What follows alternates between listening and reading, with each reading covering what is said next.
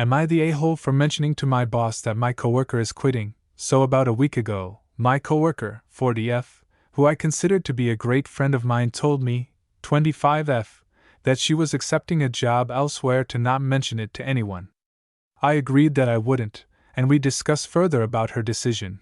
Keep in mind, she and I are the only two in our department. I have just surpassed my 1-year mark in our office. A couple of days after my coworker told me she was leaving, my boss called me in for a 1-year evaluation and to discuss a raise. Now, this is where things kind of went south. I had not mentioned to anyone about my coworker leaving. But I knew that once she left, I would be the only one running our department, taking on a lot of extra work. So I felt as if my raise should be adjusted accordingly.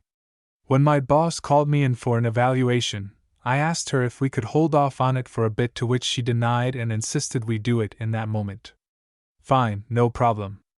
But when it got to the discussion of a raise, I again asked to hold off. Maybe this was the wrong move, but in the moment, I didn't know what to do. So ultimately, I told my boss my coworker was planning on leaving, and I would want to hold off on discussing a raise until after she left due to the additional work I would be taking on. My boss was fine with this idea and thanked me for letting her know, as this would now be the 3rd time my coworker has mentioned possibly quitting.